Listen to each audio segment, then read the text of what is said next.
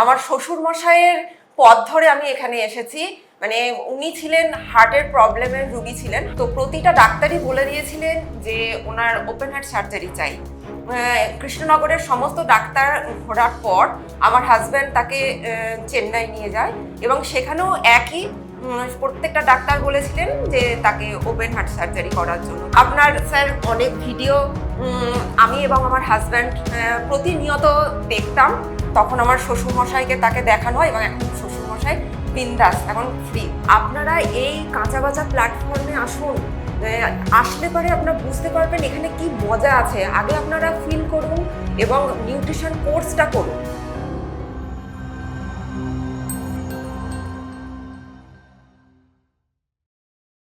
নমস্কার, আমরা ফিওনা একাডেমির অনেক পুষ্টিবিদদের সঙ্গে কথা বলছিলাম এবং সেখান থেকে জানার চেষ্টা করছিলাম যে এই যে নিউট্রিশন এডুকেশন, এই এডুকেশন নেওয়ার পরে তাদের অবস্থা এখন কেমন। তারা কি সত্যি সত্যি সেই এডুকেশনটাকে কাজে লাগাতে পেরেছে? সত্যি সত্যি তাদের সেই এডুকেশনটা কি সমাজের যে সেবামূলক ভাবনা, মানুষকে সুস্থ দেওয়া, সেটা কি তারা দিতে পারছে? সেই নিয়েই কথা বলছিলাম। আজকে আমার যে অতিথি পিয়া দাস দত্ত, কোথা থেকে এসেছেন? কৃষ্ণনগর থেকে। তিনি কে ছিলেন? হাউসওয়াইফ হওয়ার পরেও তিনি তার স্বপ্নকে মরে যেতে দেয়নি, তাই আবার পড়াশুনো এবং আজকের এই প্রফেশনে। সো নমস্কার। নমস্কার স্যার। সো দিদি, একটা জিনিস আমি আপনার থেকে জানতে চাই যে আজকের দিনে দাঁড়িয়ে এই যে আমাদের ভারতবর্ষে এত কোটি মহিলা যাদের একটা বিয়ে হয়ে গেলেই তারা মনে করে তাদের জীবন তারা সফল করে ফেলেছে, সেই জায়গায় আপনারও বিয়ে হয়ে গেছে এবং আপনিও একজন হাউসওয়াইফ। তো সেই জায়গায় দাঁড়িয়ে এই এডুকেশনটা নেওয়ার অ্যাকচুয়াল উদ্দেশ্যটা কী ছিল আপনার? হ্যাঁ স্যার, আমার সত্যি ছোটবেলার থেকেই ইচ্ছা ছিল যে পড়াশোনা করে বড় হয়ে কিছু একটা করব এবং সেটা বেছে নিয়েছিলাম টিচার লাইন।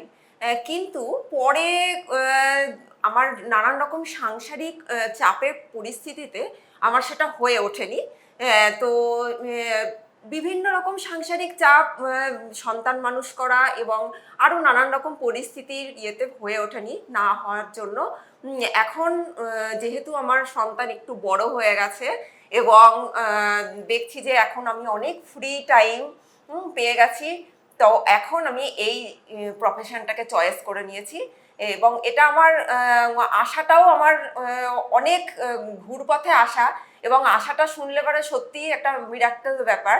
আমার শ্বশুর মশাইয়ের পথ ধরে আমি এখানে এসেছি। মানে উনি ছিলেন হার্টের প্রবলেমের রুগী ছিলেন, হার্টের ব্লকেজ ওনার ধরা পড়েছিল প্রায় 10 বছর আগে। তো প্রতিটা ডাক্তারই বলে দিয়েছিলেন যে ওনার ওপেন হার্ট সার্জারি চাই। কৃষ্ণনগরের সমস্ত ডাক্তার ঘোরার পর আমার হাজব্যান্ড তাকে চেন্নাই নিয়ে যায় এবং সেখানেও একই প্রত্যেকটা ডাক্তার বলেছিলেন যে তাকে ওপেন হার্ট সার্জারি করার জন্য। তো আমরা কেউ চাইনি এবং ওনার বয়স তখন 74 ইয়ার্স ছিল। তো আমরা তাকে ফিরিয়ে নিয়ে আসার পর আমি আপনার স্যার অনেক ভিডিও আমি এবং আমার হাজব্যান্ড প্রতিনিয়ত দেখতাম ইউটিউব খুলে এবং আমাদের কাজই ছিল সকালবেলায় আপনার প্রত্যেকটা ইউটিউবের ভিডিওগুলো আমাদের দেখা। তো দেখতে দেখতে এমন একটা প্রেমে পড়ে যাই যে দেখলাম যে বাহ, ট্রিটমেন্টটা তো খুব সুন্দর, যেখানে মেডিসিন ফ্রি, যেখানে ডক্টর ফ্রি, যেখানে আমাদের নার্সিংহোমে যেতে হচ্ছে না, সেখানে যদি একটা মানুষকে এরকম সুস্থতার লাভ দেওয়া যায় তাহলে তো খুবই ভালো। তো সেই দিক থেকে স্যার আমার সঙ্গে আমার শ্রদ্ধেয় চন্দন স্যারের পরিচয় হয়। তো সেখানে তার হাত ধরে তখন আমার শ্বশুরমশাইকে তাকে দেখানো হয় এবং এখন শ্বশুরমশাই বিন্দাস, এখন ফ্রি, উনি একদম ওনার। আজকে দিদি অনেকটা সময় ধরে আমাদেরকে বোঝালেন তার এই জার্নির কথা, কিন্তু একটা জিনিস কি আপনারা ধরতে পেরেছেন? একজন বৃদ্ধ মানুষ সারা ভারতবর্ষ বনবন করে ঘুরে বেড়াচ্ছে হার্ট নিয়ে, আর ডাক্তাররা বলছে হার্টের যদি অপারেশন না করো তুমি কিন্তু বাঁচবে না।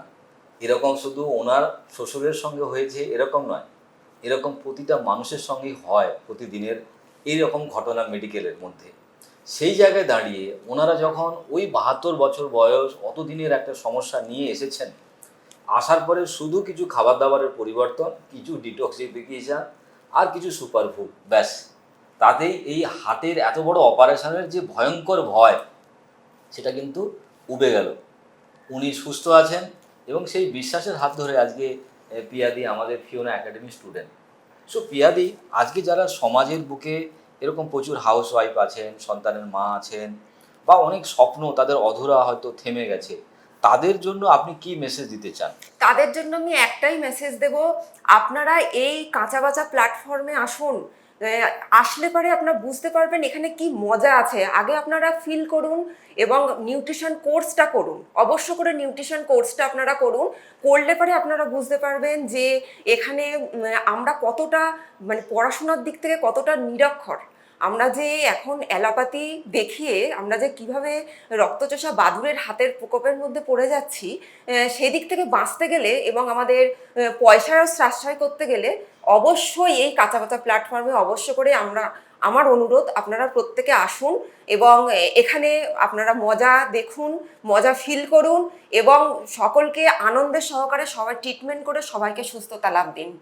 সো দর্শক বন্ধুরা, আমি পিয়াদির যে ফোন নাম্বার আমি দিয়ে দেবো। যারা কৃষ্ণনগরের বুকের আশপাশে থাকেন, এখন তো ডিজিটাল কমিউনিকেশান, আপনারা যদি কোনো রকম সহযোগিতা ওনার তরফ থেকে নিতে চান তাহলে ওনাকে ফোন করতে পারেন। আচ্ছা, পিয়াদির নাম্বারটা কি বলে দেওয়া যাবে? হ্যাঁ স্যার, 9064670110। সো যারা যোগাযোগ করতে চান এই নাম্বারে যোগাযোগ করবেন এবং যে কোনো রকম সমস্যার সমাধান কিন্তু আজকে পিয়াদি শুধু নয়, ফিওনা হার্বালের এই সুপারফুড ডিটক্সিফিকেশান আর এই ধরনের খাওয়া দাওয়ার যে পদ্ধতি সেখান থেকে কিন্তু সম্ভব।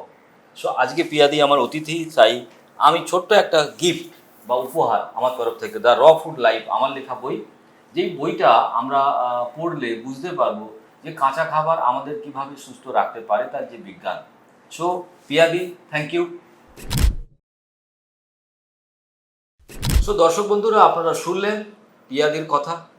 একজন হাউসওয়াইফ, তার লড়াই, তার সংগ্রাম, তার স্বপ্ন পূরণ সমস্তই আমরা জানতে পারলাম। এবারে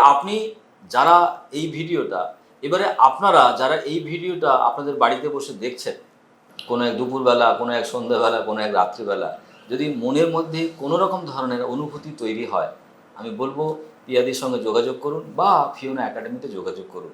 আপনাদের এডুকেশান, আপনাদের কেরিয়ার এবং আপনাদের অর্থনৈতিক যে সমৃদ্ধি সমস্ত কিন্তু আপনারা পাবেন এই প্ল্যাটফর্মে। এবং সেই জন্যই আমরা এটাকে বলি 100 years healthy, medicine free, disease free, doctor free life. তার মানে একটা মানুষকে যদি সারা জীবন সুস্থ থাকতে হয় ডাক্তারের কাছে না গিয়ে, তাহলে সেই বিজ্ঞানটা কিন্তু আমাদের কাছে এসে আপনি জানতে পারবেন। সো আজকে এখানেই শেষ করছি। আবার প্রচুর পুষ্টিবিদদেরকে নিয়ে আমরা এসে ইন্টারভিউ করব, জানবো তাদের কথা, শুনবো তারা কিভাবে ফিওনা একাডেমি থেকে পড়াশুনো করার পরে সমাজে সেবা দিচ্ছে এবং নিজেদেরকে কিভাবে অর্থনৈতিকভাবে সমৃদ্ধ করেছে। সো আজকে এখানেই শেষ করছি। নমস্কার।